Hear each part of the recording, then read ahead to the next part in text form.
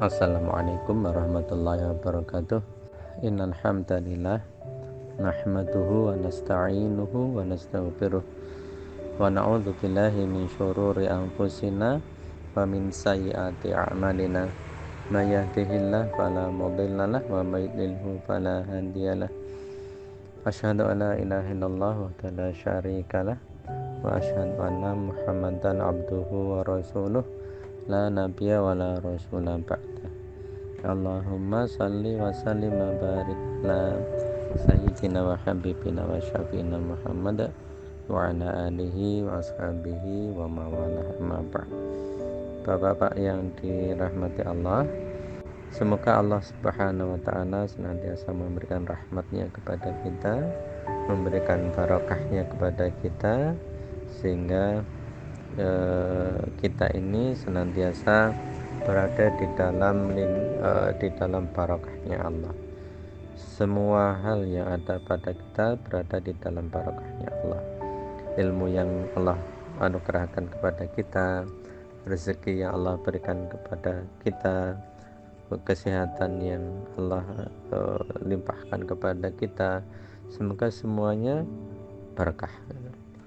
Dan ketika berkah, maka semuanya itu akan mendekatkan kepada ketakwaan.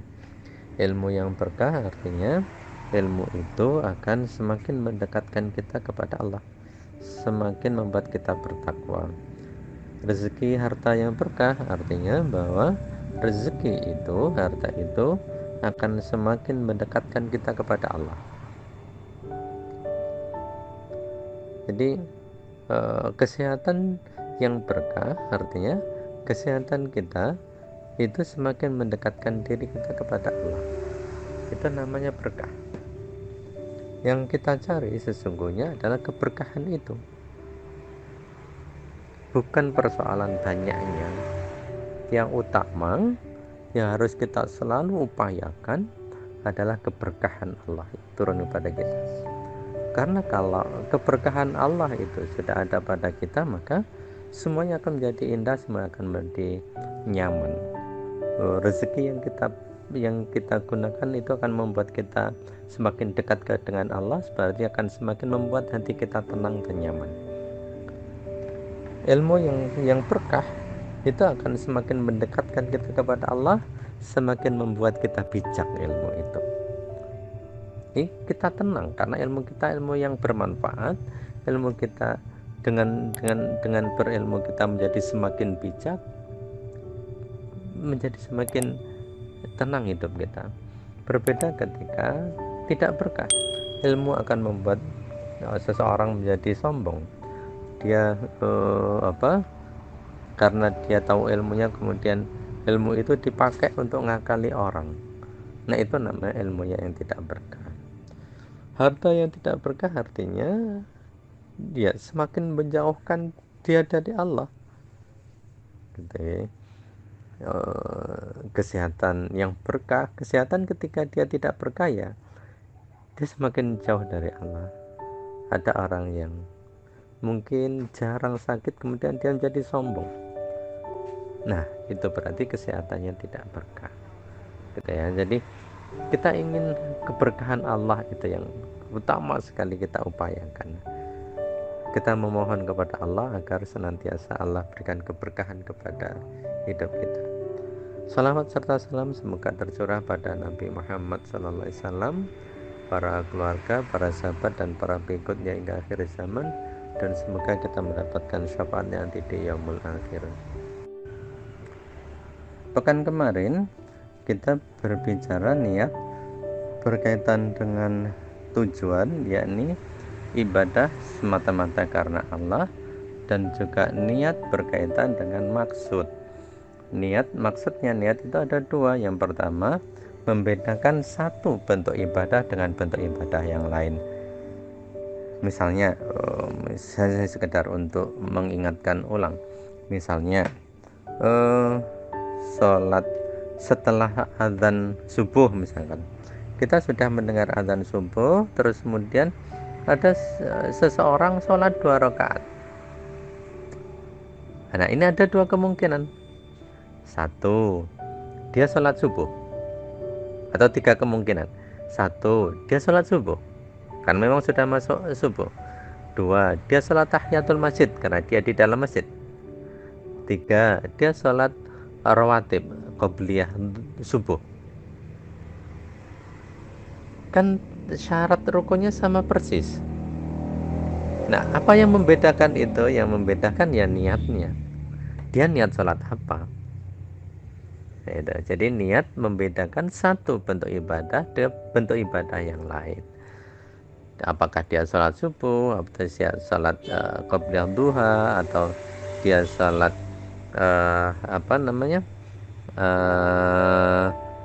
tahiyatul masjid, atau bahkan dia sholat hajat misalkan, gitu ya.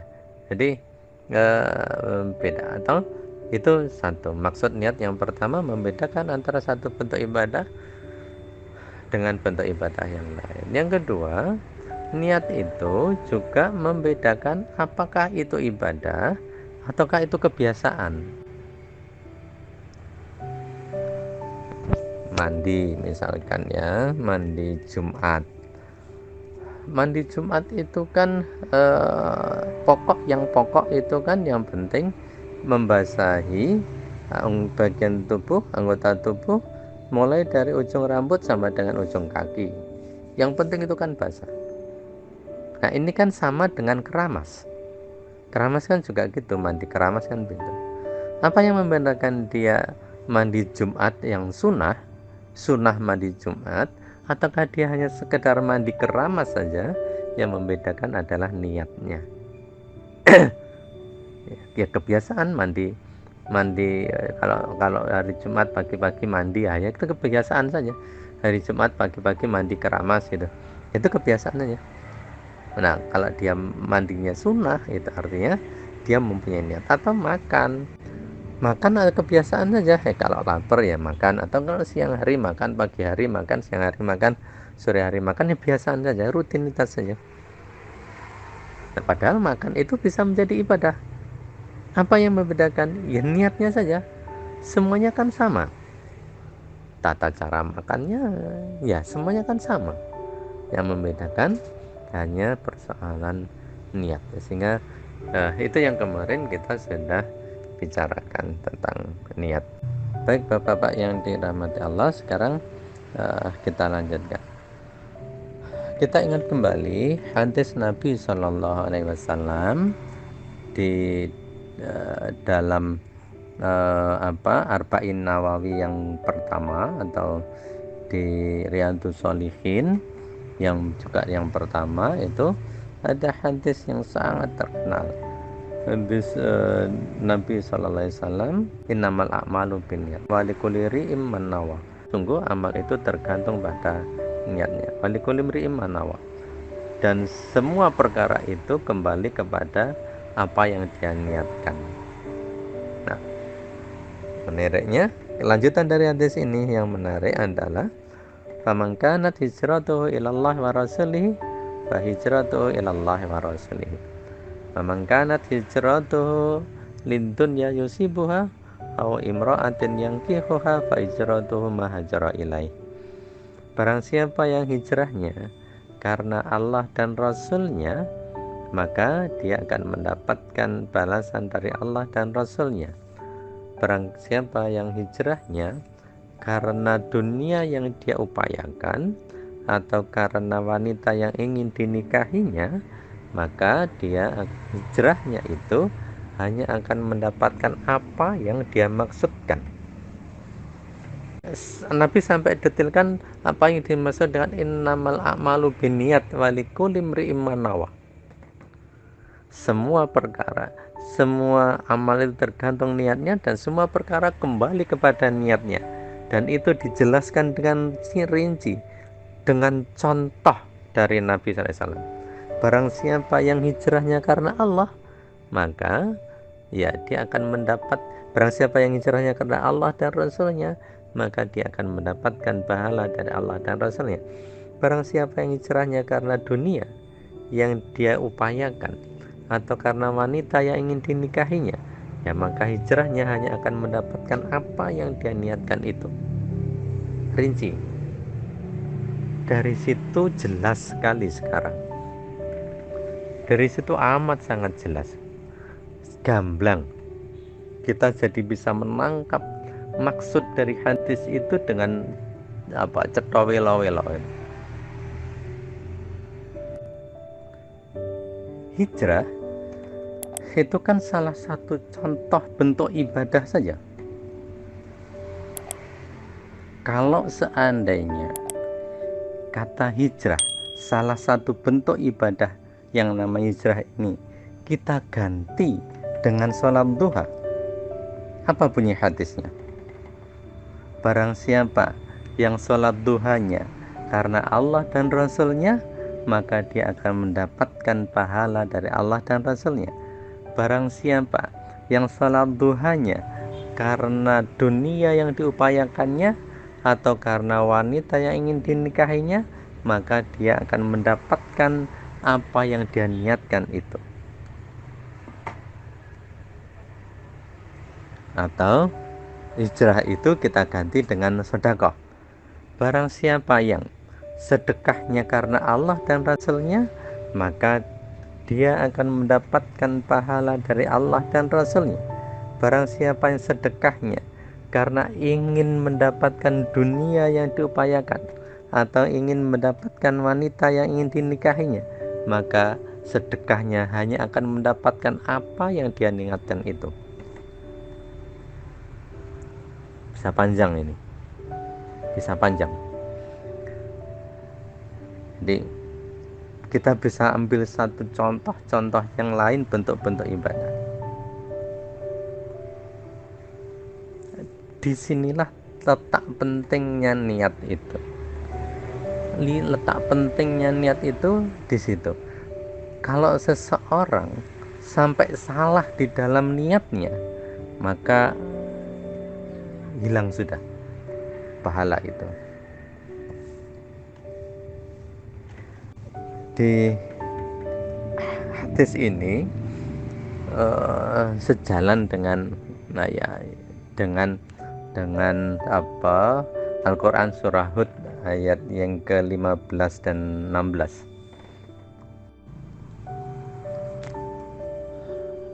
Para mufasir mentafsirkan ayat 15-16 surah Hud ini berkaitan dengan ibadah, berkaitan dengan niat dalam hal ibadah.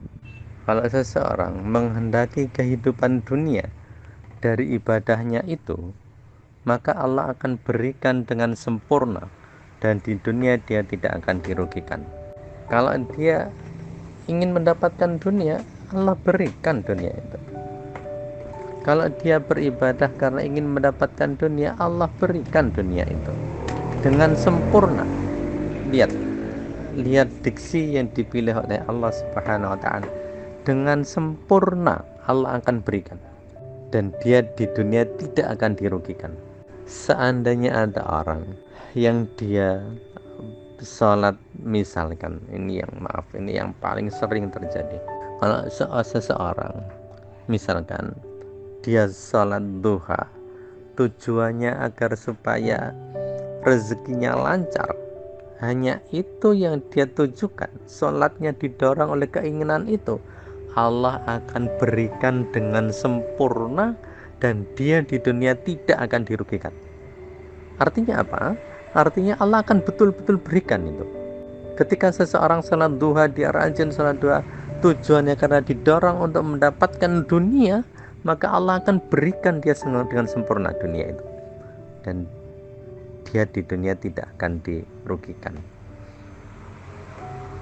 Tapi lihat di ayat yang ke-16, di akhirat dia tidak akan mendapatkan apapun, dan balasannya hanya akan neraka. Bukankah ini satu teguran keras dari Allah Subhanahu wa ta'ala? Dari sini kita sudah harus mengevaluasi diri kita masing-masing tentang niat itu. Nah, niat yang memang ditujukan karena Allah itu namanya ikhlas. Allah sampaikan kepada kita di dalam salah satu ayatnya, a'udzubillahi minasyaitonirrajim, wa ma umiru illa liya'budullaha mukhlishina lahuddin.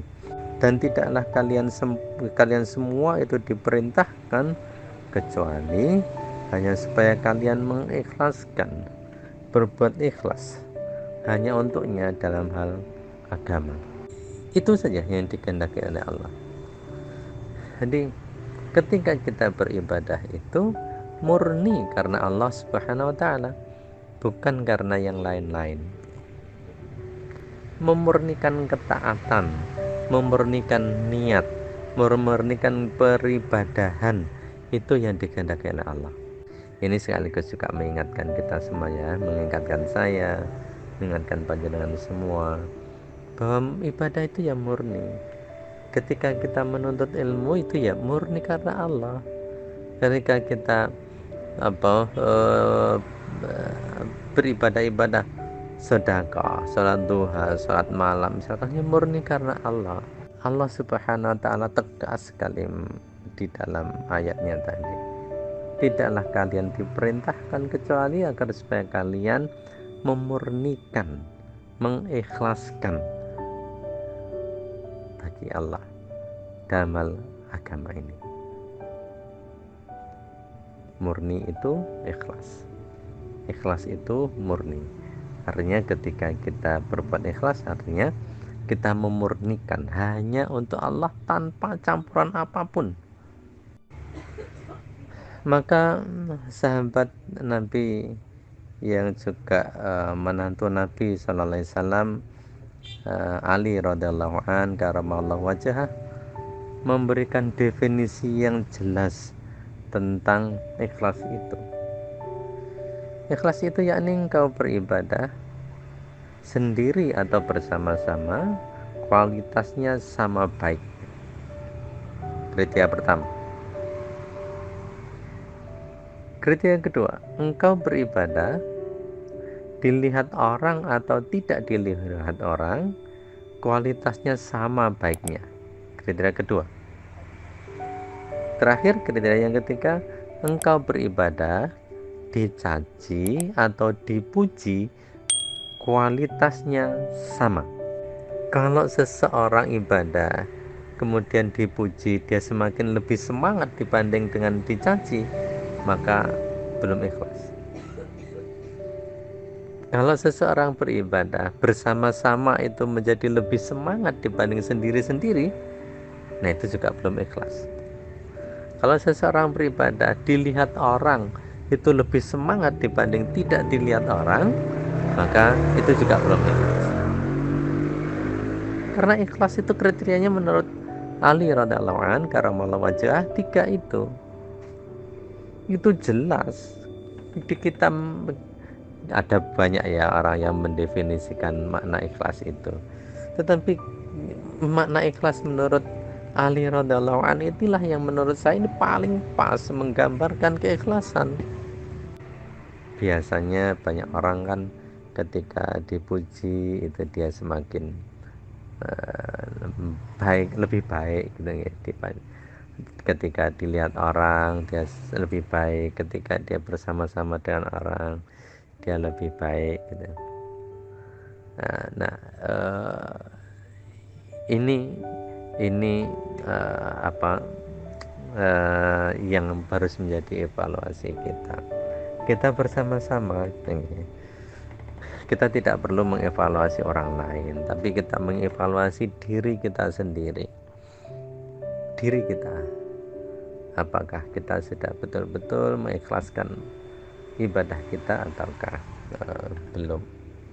Kalau seandainya hari ini kita belum mampu berbuat ikhlas, ya ikhlas itu perkara belajar. Itu yang harus kita pegang teguh. Ikhlas itu perkara belajar. Ikhlas itu perkara usaha. Hari ini yang penting kita lakukan adalah mengupayakan semaksimal mungkin kita bisa berbuat ikhlas. Tapi kalau kita masih belum ikhlas, apakah kemudian kita tidak beramal? Ya tetap beramal gitu. Jangan sampai terkena oleh bujuk rayu setan karena belum ikhlas, lebih baik tidak diamalkan gitu. Nggak boleh begitu. Saya dulu punya tetangga, beliau pernah saya tanya kenapa tidak ke masjid ketika sholat. Beliau menjawab, daripada ke masjid sholat jamaah tapi tidak ikhlas, lebih baik sholat di rumah tapi ikhlas. Jawabannya manis nih, kelihatannya bagus gitu, tapi ini jawaban salah. Ikhlas itu perkara belajar. Siapa yang bisa menjamin dia di rumah itu ikhlas? Tidak ada. Apakah dia sholat di rumah itu kemudian dia menjadi ikhlas itu? Belum tentu. Nah, dia di rumah belum tentu ikhlas, di masjid juga belum tentu ikhlas, tapi kita mengupayakan untuk tetap ke masjid dan mengupayakan untuk berbuat ikhlas, itu yang terpenting. Atau misalkan daripada aku sedekah orang ikhlas, lebih baik rasa sedekah gitu. Enggak begitu. Ya kita harus sedekah gitu. Ya kita sedekah dan kita upayakan untuk berbuat ikhlas dalam sedekah itu. Itu perkara belajar. Ikhlas itu perkara belajar kita, bukan perkara hasil akhir gitu ya. Hasil akhir ya hanya kita dan Allah yang tahu soal keikhlasan itu. Nah, itu Bapak yang dirahmati Allah, malam hari ini tuntas sudah kita bicara tentang niat. Seluruh kebenaran datangnya dari Allah. Kalau ada kesalahan, mohon maaf. Allahu a'lam bishawab. Assalamualaikum warahmatullahi wabarakatuh.